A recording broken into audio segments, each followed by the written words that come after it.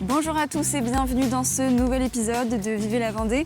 On est au vélodrome de La Roche-sur-Yon avec Bernard. Bonjour Bernard. Bonjour Anaïs. Vous êtes porteur de flammes le 4 juin prochain, c'est ça? Oui, le 4 juin prochain, c'est l'événement majeur dans les quelques jours qui viennent. C'est vrai que tout le monde en parle en ce moment, c'est fou. Voilà, oui, c'est vraiment une grosse effervescence. Et est-ce que c'est un fort symbole pour vous de faire ça?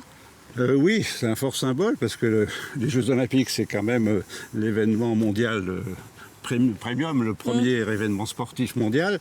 Et c'est un événement qui rassemble tous les sports, donc c'est vraiment très très important. Je trouve que c'est une vraie fierté pour moi d'être porteur de la flamme. Oui, parce que vous êtes l'ancien président du Tour de Vendée. Cycliste. Oui. Est-ce que vous pouvez nous parler de cette passion pour le vélo?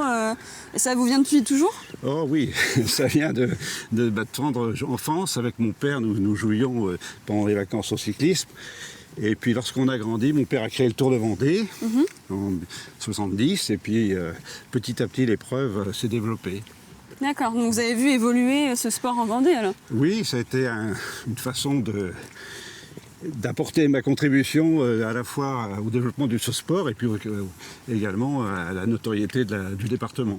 Alors comment on s'y prépare quand on vous annonce que vous êtes porteur de flammes? Comment ça s'est passé déjà? Ouais, très franchement, je ne m'y attendais pas et je ne pensais pas que j'allais être choisi. En fait, c'est sur une proposition de candidature qui a été faite par le département. Et puis il y a un dossier de candidature à faire auprès du comité. Ce que j'ai fait, et puis j'ai été retenu.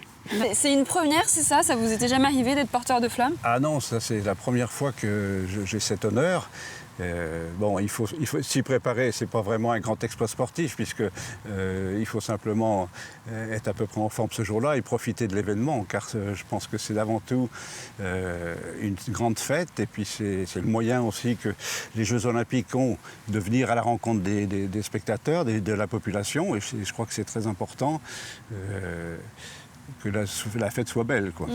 Quelle est l'image que vous avez des JO en fait? Est-ce que ça a évolué avec le temps ou c'est toujours une même image que... Pour moi, les JO, c'est d'abord une grande fête sportive qui réunit les meilleurs sportifs du monde et à la fois dans toutes les disciplines. Et quelle que soit la nature de la compétition, du sport, de la discipline, la récompense est la même, c'est une médaille qui est identique pour tout le monde. Donc c'est un événement qui est vraiment, au niveau du sport, la réunion de la grande famille de tous les grands champions et de tous les sportifs. Et ça intéresse vraiment tout le monde. C'est une largeur d'impact qui est énorme, quoi. Le sport à l'échelle locale aussi, c'est quelque chose qui vous tient à cœur? Si vous voulez, moi j'ai contribué dans mon domaine du cyclisme à développer en Vendée une filière du sport de haut niveau. On connaît tous les clubs qu'il y a maintenant dans le département. Il y a aussi donc la structure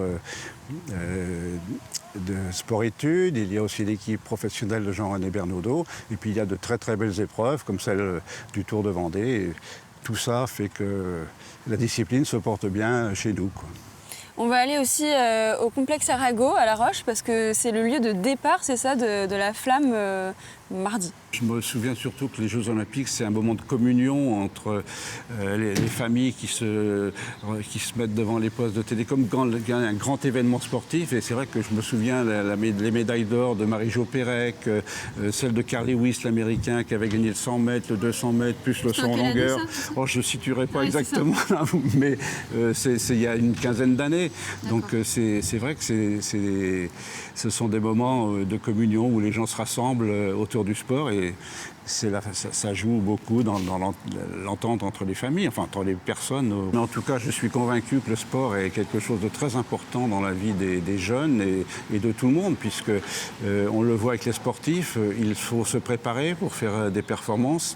Donc le travail, il faut faire des efforts, il faut travailler dur, et quand on a des résultats, c'est du bonheur. On sait que les efforts payent, et c'est un petit peu l'école de la vie, que ce soit dans le domaine du sport ou dans le domaine du travail ou dans tous les domaines. Il faut d'abord se consacrer, préparer, travailler pour réussir. Est-ce que c'est une vraie aventure humaine dans le sens où vous allez faire beaucoup de rencontres, de nouvelles rencontres, ou vous connaissez déjà tout le monde? Non, je ne connais pas tout le monde, hein. La flamme, le relais de la flamme, c'est une aventure humaine dans le sens où les gens ne se connaissent pas. Ils vont vivre quelque chose d'unique et rare. Hein, c'est une rencontre qui va se passer. Les gens vont se connaître à l'occasion de ce parcours. Et je pense que derrière, il y aura sans doute des échanges qui vont se perpétuer au-delà de la journée du 4 juin. Et les porteurs de flammes à La Roche, vous les connaissez quand même ou... Non, je ne les connais pas, mais bon, ce qu'il faut savoir, c'est que le relais, c'est une chaîne de 10 000 sportifs ou de bénévoles ou de chefs d'entreprise qui ont été choisis pour leur engagement dans le sport, dans l'engagement pour les territoires ou simplement pour leur participation à des activités collectives. Donc tous ces gens-là vont faire partie d'une collectivité, si on peut dire, et je pense qu'on en gardera tous un souvenir inoubliable. Et puis une dernière question, c'est est-ce que vous auriez un message à faire passer pour peut-être les nouvelles générations liées au sport, liées à ce que vous allez faire mardi, de porter la flamme? Est-ce qu'il y a un message, un dernier message, quoi? Le message c'est le message de l'olympisme.